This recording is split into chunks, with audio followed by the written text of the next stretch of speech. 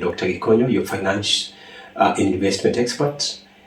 And in the past, we have explored a couple of very interesting topics ranging from the personal finance, the national issues like affordable housing, investments, and the way to leverage on the small and medium enterprises business. And today, I'm excited to look at a very different maybe topic, which is building on the personal finance and looking at the management of the debt.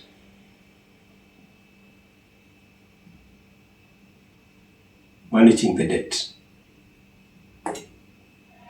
And very interestingly, by September 2025, imagine the total debt the household which has borrowed, it was in excess of 12 trillion.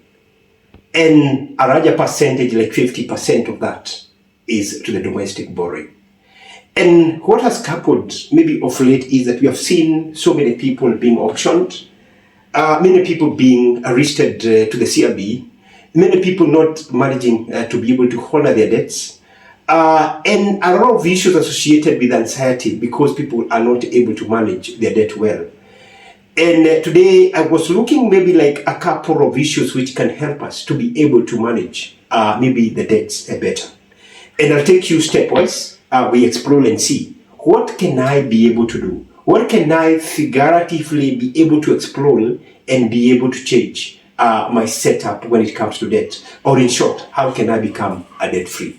And I'll walk you through the journey and we explore maybe a couple of steps to follow. And number one, I would advise, take account of all debts. List all the debts that you have, probably starting with the highest debt, with the highest figure, to the smallest. And this includes, you may be having a bank loan, you may be having a Shyrock, you may be having an M-Shwari loan, the digital loans, from all the players, including your friends and the like. And take a toll of the total debt and start figuring out how will I start paying them. Because the moment you are able to see how much you're owed, then it helps you to start understanding what exactly do I need to do. Number two, what I'll say that you stick to something we call the budget. And even if you don't have a budget, I would advise that you start creating one. Or alternatively, in your spend patterns, there is a systematic flow of how you do your expenses. For example, if you get your salary, you pay rent, after rent, then whom you pay, maybe the debt you owe to the shopkeeper, maybe the few shoppings you have to do, the entertainment and the like. Just list them against the income that which is you're generating. Because what helps you here is that the moment you're able to have a budget in place, then it will help you to start looking at the issues which you can be able probably to do away with. Maybe there could be a few items that you can be able to cut off from your budget. Then it creates a buffer. It creates a room for you to have extra cash that which you can be able to start attacking the debt. So here I'm saying that look at the entire budget and look at what are the unnecessary items that which I can be able to knock off? Which are these items that even if I don't spend on them, then my life will still continue? Then after you draw the budget, then the point number three, look at this debt and start paying.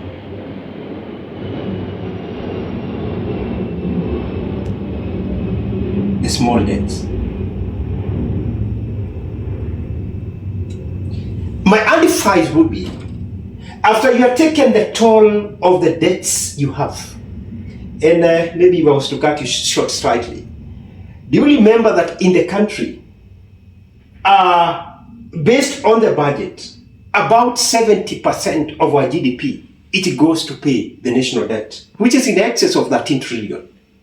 Amazing story. So if we get an opportunity, maybe for us to sit in a space where we are managing this debt, probably we would follow more of these small steps and build up on more sophisticated ones based on the fiscal and the fiscal and geopolitical environment that which the government is operating in. So back to this discussion, you start paying the small debt. What that one does is that, and the small debt could be probably you have an M-Shwari loan which you are almost getting rested. You have a digital loan that which you need to pay. You have a Shylock. You have a microfinance facility, which is a small one. So once you start paying, that it helps you. One, it creates a motivation that indeed you can be able to repay the debt. Two, it also creates a bit of cash flows, which you can build again to start now attacking the other debt. You progressively, continuously pay these small debts religiously. Then until probably if you reach to a point where you're not able to progress further, then we can move to step number 4. And this is called the negotiating the debt.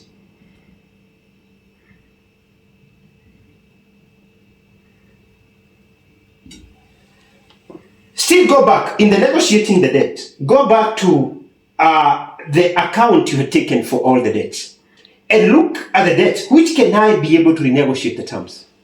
There are some terms which are very, very strict, especially the Shylock people and other players who could not really be a little bit flexible. But most of the institutions, like the financial institutions, the bank and like, they would love to have a negotiation. You can tell them that probably if you're in business, for example, and the business cash flows have gone down, then you renegotiate the terms of that facility. Probably by maybe telling the bank that maybe can you be able to extend my facility? If I was paying a certain amount of money, instead of me incurring maybe what we call the penalty interest and the like, then can I be able to extend the period? And so that I can be able to build some cash flows as well. If it's maybe friends whom maybe you have borrowed from, sit down to them, approach them, be open. Tell them this is a position. This is what I'm doing. I'm not in a good position. Can you allow me maybe probably a little bit of flexibility of time so that I can be able to manage myself? And most of the players would listen. The worst happens is when you start hiding. You have a debt, you don't tell your banker, you don't tell your financier, you don't tell the people who you have borrowed from. Then what happens is they will proceed. Maybe if they intended to recover the debt, maybe the entire debt recovery process, then they impose auctions on you, the fees will start increasing, they will hire the valuers who will start valuing maybe your property, be it a car or be it whatever, and then you're subjected to auctioneers. Maybe to a limit where you can't be able to follow back. Then another mistake that people do is to borrow another debt to be able to repay another debt. Don't do that. Follow these steps. Hold on borrowing. Apply these principles and see whether they'll be able to work for you. The point number 5, in a situation where now you have been able to negotiate the debt and you've been able to negotiate the debt and probably the terms have been fully aligned, then you should rethink. What made me to be in that position? So what I'm saying, look at how you can increase your income.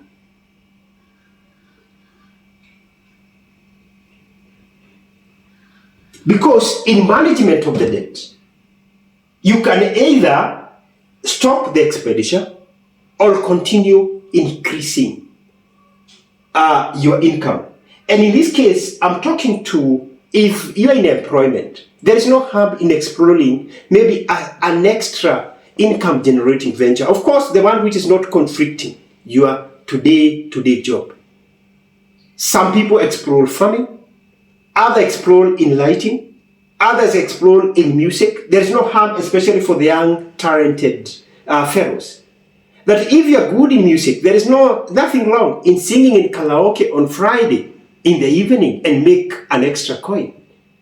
So that will help you, so that you build more income, that which can be able to help you to be able to look at the debts that which you can be able to repay well. Number 6, and probably I'll be coming to the end. Audit your lifestyle.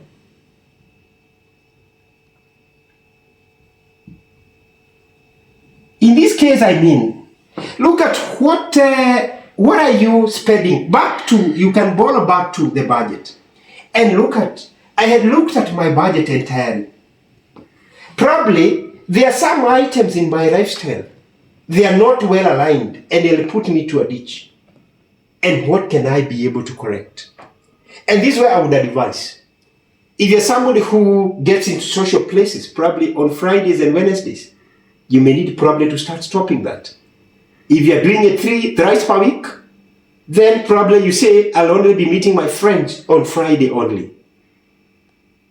If you had probably abandoned your family for a while, then it's time to start building those relationships back, which can help you not to indulge with the things at which you can continue spending more resources.